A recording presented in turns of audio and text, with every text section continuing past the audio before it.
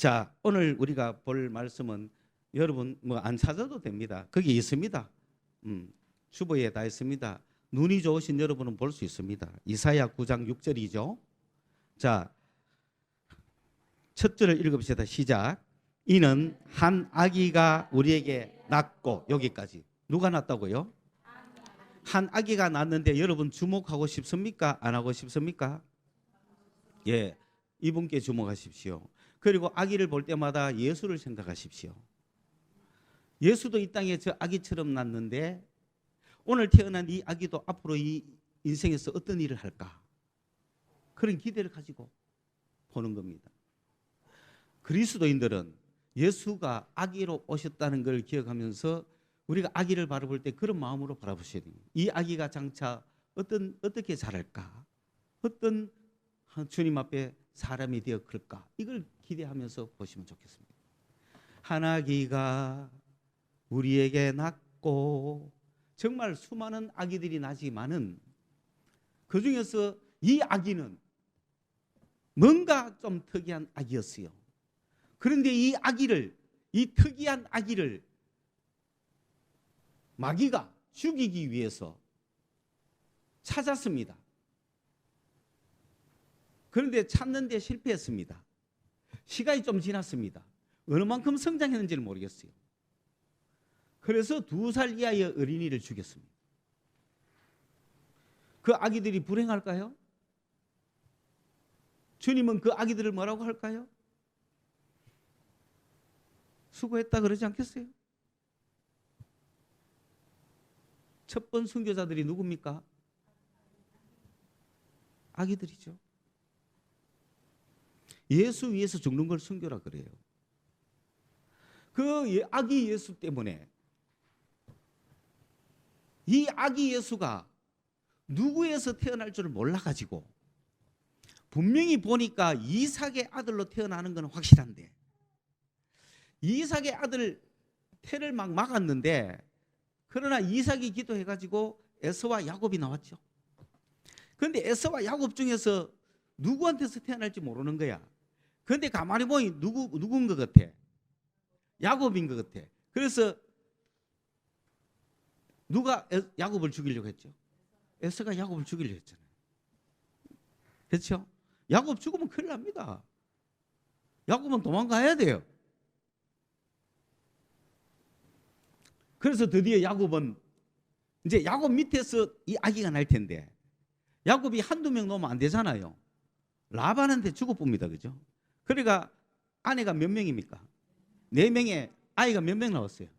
12명 나오면 이제 마귀가 헷갈리니까 12를 다 죽일 수는 없고, 여러분 이것이 우리 구원사의 기쁨입니다. 기쁘지 않습니까? 그 싸움이 재밌지 않습니까? 야곱은 라헬 하나만 좋아했는데 3명이 다 붙어준 거는 누구 은혜라? 누구 은혜라? 하나님의 은혜지 누구 은혜겠어요? 안 그래요? 왜냐하면 하나님이 내 아를 돌보다 하잖아요. 그러니까 여러분 우리는 새로운 세계관념 속에 살고 있어야 돼요. 하나님의 가족이 돼가지고 하나님과 막 역사를 일으키는 사람이 돼야 돼요. 역동성 있게. 겉으로 보기에는 인간적인 방법이고 인간적인 행위고 인간적인 삶인 것 같지만은 배경에는 이런 엄청난 역사가 있는 거예요. 마귀 입장에서 생각해보자 이 말입니다. 자, 이제 누구 죽여야 되겠습니까? 일단 제일 먼저 태어난 사람이 누구예요? 르우벤이죠. 르우벤 저걸 통해 갖고 혹시 구주가 태어나는가 싶어가지고 르우벤을 타락시키죠. 르우벤이 타락하죠.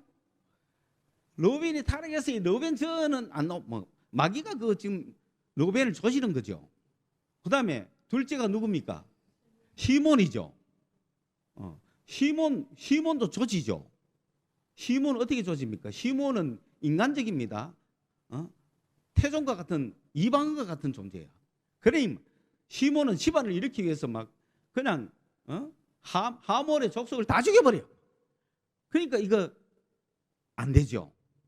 그래서 결국은 찬송을 받으실 유다를 통해서 후손이 내려오는 거야. 그 마귀가 르우벤 조졌죠. 시몬 조졌죠. 레위가 시몬하고 함께 했거든요. 그러니 레위도 조졌죠. 그다음에 유다가 있었는데 유다가 승리를 한 거야. 유다는 왜 승리했는가 가만 보니까 유다는 요셉도 저쪽으로 팔아버리고 그죠? 유다는 뭔가 좀 특별한 하나님의 섭리가 있었는지. 그래서 유다가 실수한 게 여러분 뭐 있습니까? 없죠. 그래서 하나님은 유다를 선택을 했어요. 유다를 딱 선택하고 보니까 유다 밑에 애가 몇이 있었어요. 3명이 있었는데 2명은 그만 죽어버렸죠. 마지막 1명 남았는데 이 1명이 지금 후손이 있어요, 없어요? 없으니까 어떻게 하겠어요? 유다가 직접 자기 며느리하고 동심을 해서 아이를 낳잖아요. 이건 누구의 은혜입니까? 하나님의 은혜잖아요. 그렇죠? 그걸 갖다가 유다도 실수했다 하는데 선택받기 전에는 실수 안 했다고. 선택받고 놓으니까 하는 모든 일이 인간적으로 보면 마귀짓인 것 같지만 하나님 편에서 보면 하나님의 의를 이루는 거란 말이에요. 그렇죠? 또 이걸 악용해가 요새 목사님들이 이상한 목사님들이 또 있긴 하더라고. 자기도 이상한. 하여간 앞으로 우리는 주님의 이야기만 하지 내가 세상 이야기 안 할게요. 분별하기 위해서 하는 이야기 안 하겠습니다.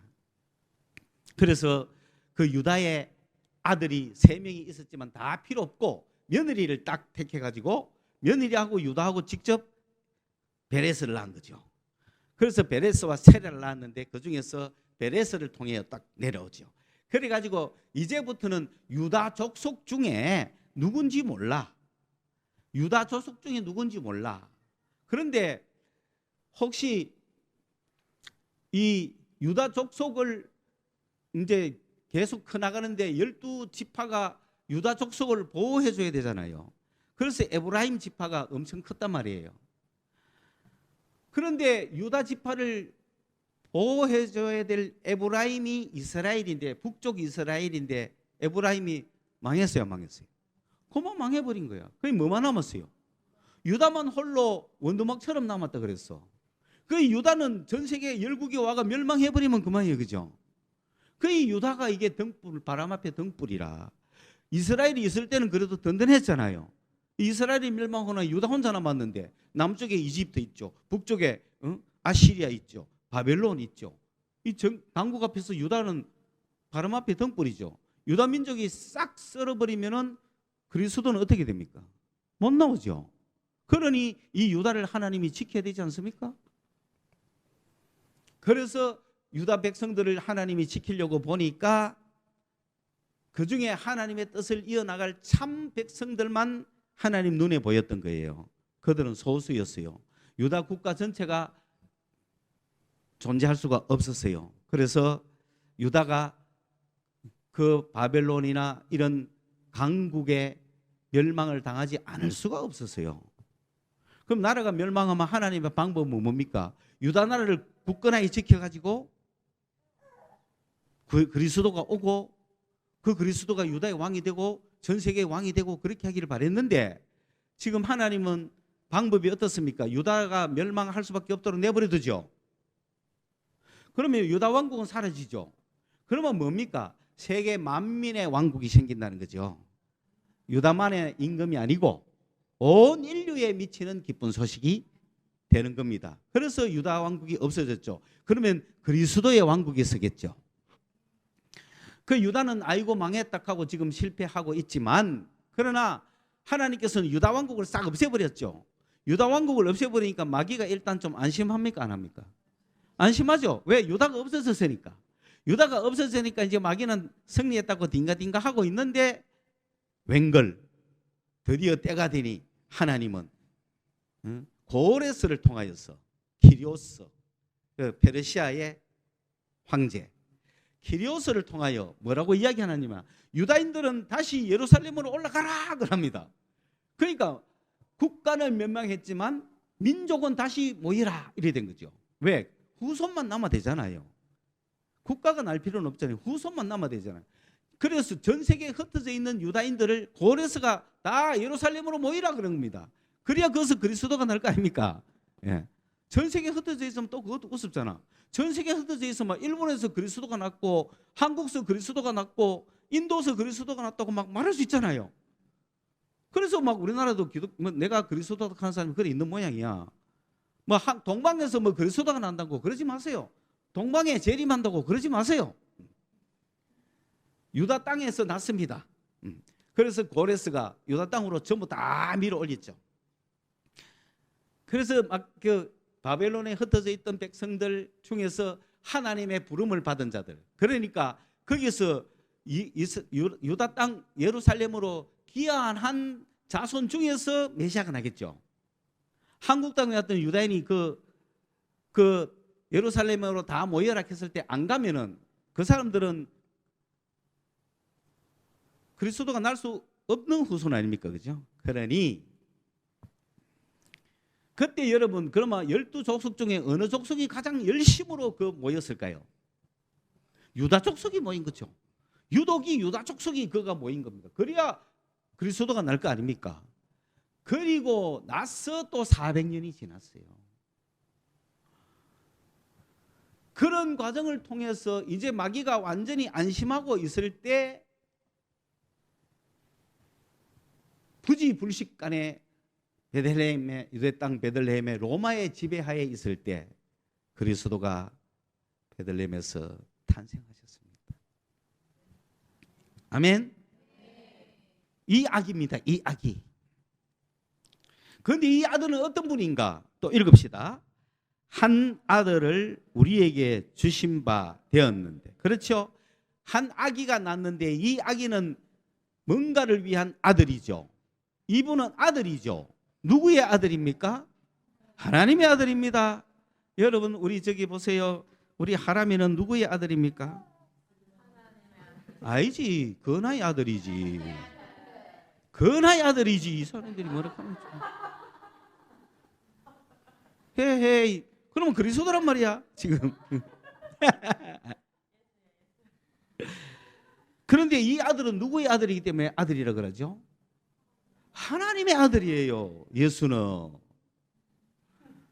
하람이는 근하의 아들이잖아. 빼박았잖아. 근한과 소영의 아들이죠. 그런데 이분은 한 아들은 누굽니까? 하나님의 아들이에요. 하나님의 아들.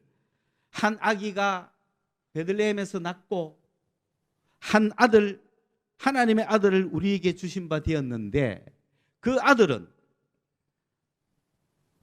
그 다음 읽읍시다.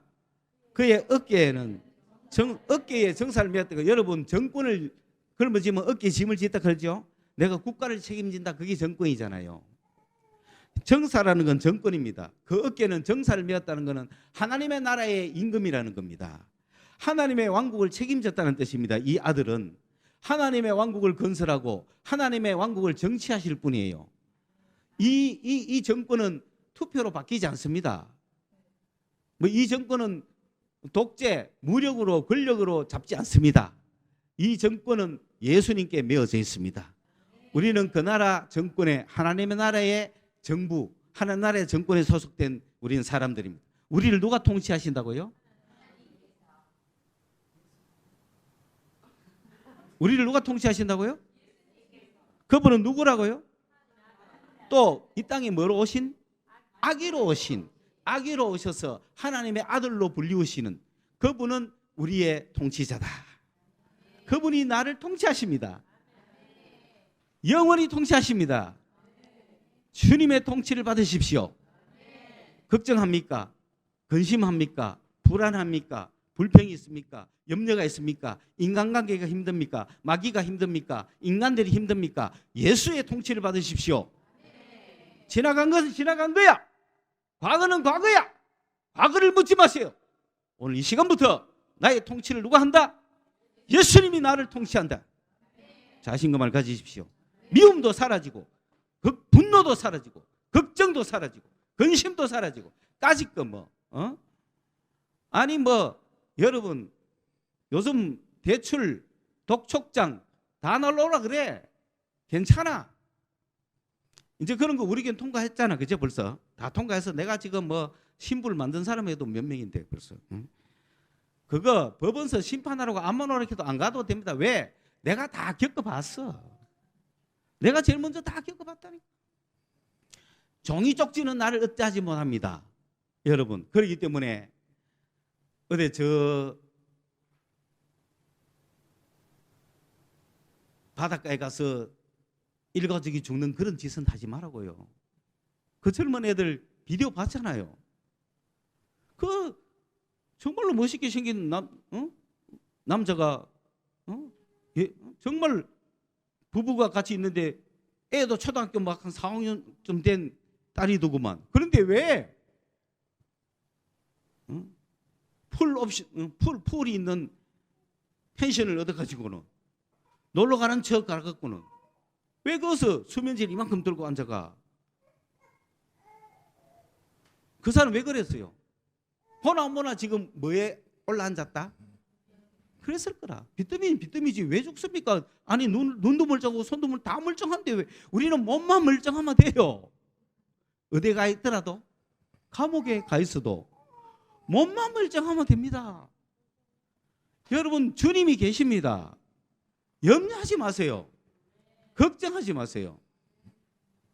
그렇게 엉망진창으로 잘못한 사람도 소망이 있는데 하물며 우리가 착실하게 살고 성실하게 일하고 하나하나씩 꾸며가면서 성장하는 우리가 뭐 조그만 걱정 때문에 걱정하느냐고요. 그리스도인들은 걱정하지 마라. 통치를 누가 한다? 누구의 통치를 받자? 예수님의 통치를 받읍시다. 그래야 오늘 모든 걸 제끼놓고 여기 왔잖아요. 우리는 주님의 통치를 받아가 이 예배가 끝나면 주님의 통치 속에서 또 어디를 갈지 몰라요. 기쁨으로 어디든지 가십시오. 기쁨으로 주님의 통치 속에 어디든지 가십시오. 뭐 이게 올리 저기 올리 이게 인상이 쓰이니 저기 인상이 쓰이니 가지 마세요. 주님은 모든 걸 불문하고 오늘 이 시간에 우리의 모든 문제를 바로 해결하시는 분이에요. 걱정, 근심, 염려를 다 맡기십시오. 예. 예수의 이름으로 모든 마귀도 쫓아내시고 내 마음에 불편한 거 다 쫓아내시고 예수가 내 마음의 주인이다. 주인의 통치를 받는 우리가 기쁨이 예수로 말미암아 기쁨이 올라 나올 수 있도록 해야 됩니다. 그래서 그분이 통치를 하시기 때문에 자, 그다음 읽읍시다. 그의 이름은 기묘자라 모사라. 이게 뭡니까? 기묘한 묘사입니다. 모사라는 건 뭐냐면 카운셀러거든요. 카운셀러를 아주 신묘 막측하게 한다는 겁니다. 여러분 정사를 메우는 정권을 담당하는 통치자가 의리하면 되겠습니까? 우리의 통치자는 어떻다고요? 기묘한 모사라. 아주 묘수를 잡아내시는 분이고 없는 데서 수를 내시는 분이고 아주 우리가 생각하지 못하는 방법을 제시하시는 분이라. 그분이 나를 인도하시는 방법은 그렇습니다. 여러분 성탄절날 이렇게 앉아가 예배 드릴 줄 알았어요? 몰랐어요? 이거는 누구의 작품이라? 주님의 작품이라고. 내가 했다 하지 마세요. 주님이 하시는 거예요. 기묘한 묘사라. 왜? 오늘 많이 안 올 줄 알고 이 자리를 꽉 차게 만드시는 거야. 주님은 나를 사랑하는 자가 누구인지 알고 누가 올지를 아시는 분이야. 그런 나 삶을 아는 주님께 기묘한 모사에게 안 맡기고 싶어요? 우리 삶을 다 맡기세요. 내가 생각할 수 없는 방법으로 나를 통치하십니다. 여기까지만 일단 노래 한번 해볼까? 하나기가 우리에게 낳고 하나들 우리에게 주셨네. 그에는 정사를 메었고 그 이름 기묘자 그 이름 모사. 주님은 모사십니다. 기도하십시오. 기회를 주실 거고 여러분 응답해 주실 거예요.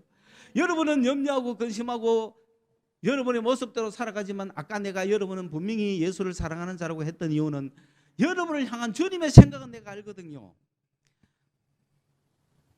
누구 하나를 봐도 그 사람을 향한 주님의 생각을 알고 알 수 있어요. 그런데 자기는 몰라.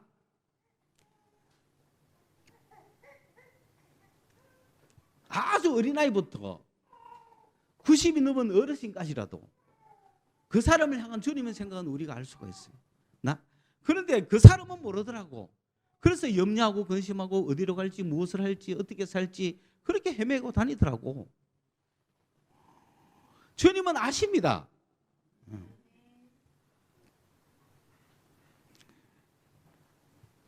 지금은 여러분 주님의 뜻대로 다 잘 가고 있으니까 제가 여러분이 딱히 누구에게 더 말해줄 사람이 없네요. 혹시 그게 있다면 예언으로 바로 지금 나가면 되는데 이미 우리는 예언 활동이 다 있었잖아요. 그죠? 내년에 어느 학교로 갈지 결정했지. 내년에 어느 학교로 가볼까 결정했지. 내년에 어떻게 할까 결정했지. 다 보이는데 걱정할 필요 없어. 올해도 인도하신 주님이 내년에도 인도해 주시는 거야. 맞잖아. 만약에 뭔가 결정됐으면 내 눈에서 보였을 텐데 아직 결정이 안 됐네. 기다려. 주님 인도하심을 기다려. 이리 갈까 저리 갈까 온갖 것들이 나한테 오지만 그 모든 것 중에서 주님이 딱 요거다 하고 인도해 주신다고요. 염려하지 마세요. 그래서 저는 여러분을 위해서 뭐 하나하나 염려 안 합니다. 주님의 뜻이 나올 때 기도하지. 예전 목사님 같으면 여러분 처녀들 빨리 결혼시키려고 기도 막 목사님이 금식기도 했어야 돼. 그런데 지금은 아니요. 주님의 뜻이 있을 때 제가 기도해 줄 거예요. 그러니까 여러분 인생 염려하지 마십시오. 걱정하지 마십시오. 자, 그래서 그분은 우리에게 어떤 분이냐 하면은 그 다음 읽읍시다. 전능하신 하나님. 전능하신 하나님은 능치 못할 일이 없으신 분이에요. 그 다음에 또 영존하신 아버지라. 돌아가시지 않습니다. 그런 좋은 분이 계셨다가 돌아가시면 안 되잖아. 영원히 계십니다. 그러니까 우리 육신의 아버지는 뭐 나에게 능력도 되고 은혜도 되다가 돌아가시잖아. 그렇다고 해서 우리 하나님 아버지는 안 돌아가십니다. 영원하신 능력 있는 그분은 영원히 계십니다. 여러분 내가 죽을까도 걱정하지 마십시오. 나는 죽습니다. 그러나 누구는 계십니까? 그럼요. 우리 아버지 하나님은 계십니다. 걱정하지 마세요. 저는 분명히 여러분보다 여러분이 목사님 이제 돌아가십시오 할 때까지는 삽니다. 걱정하지 마십시오. 그러나 영원히 계시는 분은 우리 하나님 아버지입니다. 영원하신 하나님이 우리 아버지가 계시기 때문에 우리는 그다음 읽읍시다. 평강의 왕. 우리는 뭘 누려야 되죠? 평강을 누리십시오.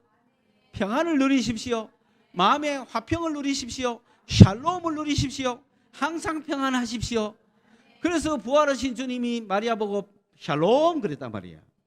그런데 여기에 샬롬 하면은 샬롬 다르겠죠. 그래서 평안하뇨라고 말했으니까 지금 막달라 마리아가 평안합니까? 안 합니까? 평안 안 하니까 주님이 물은 거죠. 샬롬? 너 평안 안 해? 뭐 해라? 평안해라. 막 누가 잠도 쿨쿨 자면서 평안한 가운데 자고 있으면 샬롬 했겠죠. 그런데 걱정 의심하는 사람들 보고는 주님이 뭐라 그래요? 샬롬? Are you okay? 샬롬? 샬롬? 평강의 왕. 그분이 우리에게 늘 평안을 주십니다. 죽음을 앞둔 입장에서도 주님 샬롬. 그리고 남아있는 친구들에게도 샬롬 하면서 가는 거죠. 우리 인생에. 오늘도 우리 옆 사람들이 전부 다 서로 뭘 전해줘야 돼요? 샬롬을 전해요. 샬롬을 전하는 거예요. 샬롬을 한번 샬롬하고 인사 한번 해봅시다. 샬롬, 옆 사람과 샬롬, 주님의 평안을 빕니다. 저는 평안을 빕니다. 자, 거기에 설교라고 해놨는데 예수라고 딱 적어놨죠. 사실 우리에게는 예수밖에 없어야 됩니다. 예수밖에 없음을 고백하고 표현하는 제가 보니까 가장 좋은 때가 성탄절이네요. 주일 예배는 그래도 종교생활 하는 사람 예배 드릴 수 있잖아요. 성탄절은 안 오잖아요. 누구를 사랑한 사람만 온다?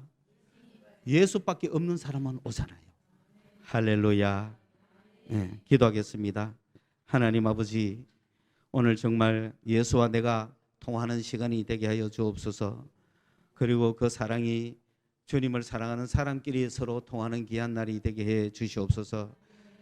우리가 약한 공동체지만은 하나님이 함께 계시는 공동체가 되어서 이 성서 지역에 우리 성서 소망교회라고 하는 이름으로 모이는 공동체 안에서 모든 영광이 있게 하여 주옵소서. 예수님의 이름으로 기도드리옵나이다. 아멘.